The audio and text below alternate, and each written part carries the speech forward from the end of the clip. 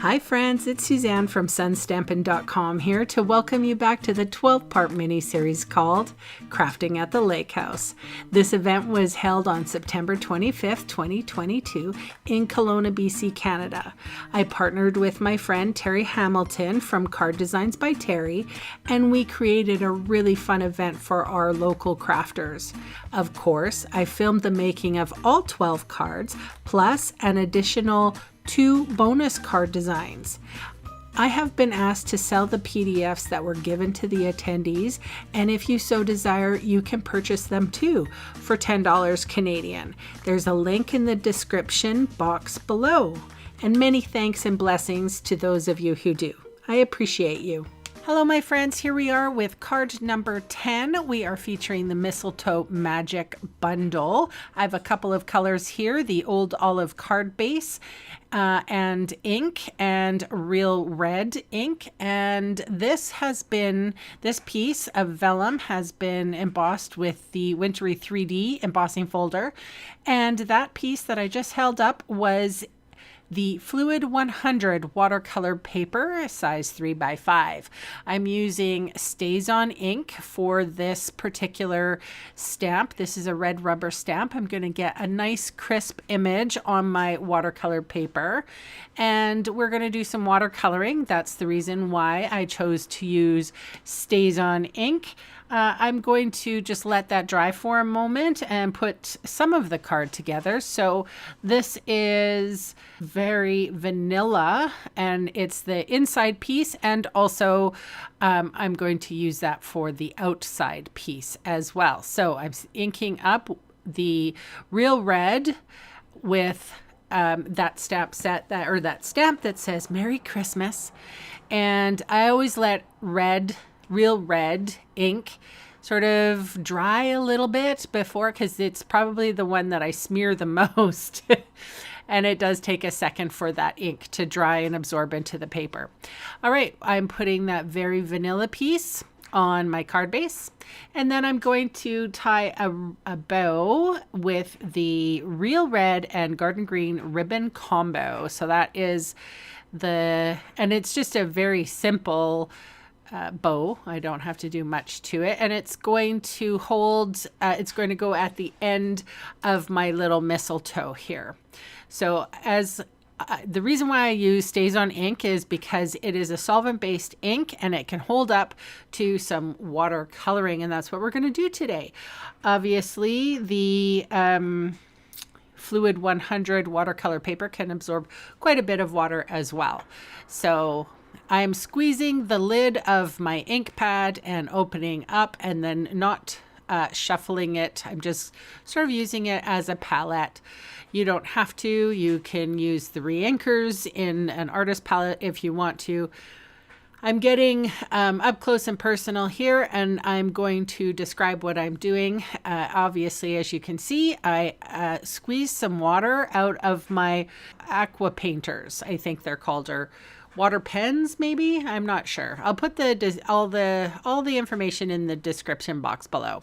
So what I do is I flood an area with water from my pen, and then I will dip my pen into the ink, and then I also have like a baby wipe around as well. And I'm going to be die cutting this, so I don't have a problem putting a little bit on this watercolor paper. It's just going to be thrown away. But you can see what I'm doing. I squeezed out a little bit of the water, and I'm a control freak when it comes to this sort of thing. Sometimes if you squeeze it out and you miss, and it can go all over the place. So I kind of squeeze it out on the paper first, and then I will apply to the stamped image. And I mean, I'm hurrying up because of, you watching me right now. So I'm doing my best I can. I am trying to color with the ink, and ink is not watercolor, so it does sort of grab the paper a little bit. If this was watercolor pencils, it might go a little bit easier. what I'm trying to do is create a variation. So if I flood the area first with water and then go in with a little bit of the ink will flow over top of wherever the water was. And when I dry that, I can go over the ink with ink again and create light and dark parts of the plant. So you can see I'm getting a variation of color even right now. And the truth be told, I would do sort of like opposite sections. So sections that are not sort of joined together so that the ink doesn't flow into its neighboring leaf, if you understand my meaning.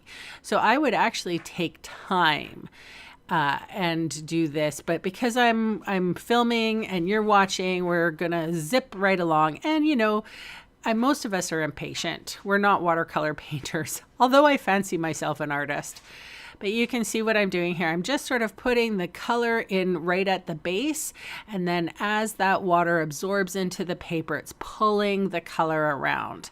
And then I may go back into, say, some areas and recolor them. So the problem that I came up with in this particular situation was those red berries. I don't think that I waited long enough for the green or the old olive to dry completely. And I got some feathering of the ink outside of the lines, and I don't like coloring outside the lines, but that I don't think you notice it too badly. It's not super noticeable on the card, but yeah, you can still see. Here I'm going to dry, and you can see there's a number 1 and number 2 on the Stampin' Up heat tool. I'm using number 1, which is drying. But like I said, it's probably best to put this card aside and, go make dinner or do some laundry or, fuss with the cat a little bit and then come back to it when it's dried completely and naturally. Probably about, 45 minutes maybe. And then, so I do go in and recolor some pieces, and you can see how much of a variation of color I'm getting. So this, and I kind of wanted to show you my process so that you can see I like to watercolor. It's a lot of fun. This is by no means no line watercoloring. I'm not very good at that technique at all, but I certainly do, like I said, fancy myself an artist. And with some of these tools that Stampin' Up kindly sells to us, we can certainly, be our very own Bob Ross. Man, so this is a happy little mistletoe. So you can see I'm definitely trying to create light and dark spots. I do have that little, it's a dried sort of baby wipe off to the side, and I am sort of scribbling off to my side. Sorry, I zoomed in on this part for you guys so that you can see what I'm doing. Now, honestly, I feel like I should have just maybe not have had so much water. I don't know. To me, it felt like it feathered a little bit. So, and this is my technique of how I always do it. And I don't think I had that much trouble. So I think I just needed to be a little bit more patient and not have done it over top of the green. I should have waited for that green, the old olive, to have dried. So as you can see here, I am just dropping in some water, and that's the thing, or dropping in some ink. When you put color in on a drop of water, the water is going to absorb into the paper. So perhaps there was a little too much water. I don't know, maybe. I've always done it this way. But yeah, it did turn out a little feathery, if you will. So, and sometimes if you go in with a dry brush, you can pick up some of that water, to which I don't know if I did or not. Yeah, here it is. I'm sort of trying to pick up some water so that it's not as watery, so the actual ink doesn't have to soak into that page too long. And like I said, I'm counting hairs here. It's not really that bad. And here I'm picking up some water. I don't know if you knew that little trick. So that's the thing. A drier brush will pick up a little bit of water if you have too much water on your page. So that's just a little trick. But yeah, like I think these, now looking back at it, there might have been a little too much water in. But I was looking, I want variation of color. So I'm happy that I got that. And of course, when something dries, especially on watercolor paper, you can go in and mess with it. So once it's dry, you can add more color, or you can scrub color away. So as we transition here, this is dry, and I am going to die cut with my mini cut and emboss machine. Sometimes because of the amount of water used on the watercolor paper, or the Fluid 100 is what it's called, sometimes you have to hold the paper or the die in place because the paper might be bowed a little bit. Sometimes a washi tape will help hold that die cut or that die in place. So I'm going to adhere the mistletoe bow, the mistletoe branch on my page with my mini, glue dots. Oh my gosh. So I put glue dots all over the back, and I'm putting it on this wintry 3D embossed vellum piece, which gives a very wintry feel. Then I'm able to put adhesive behind that to hide it.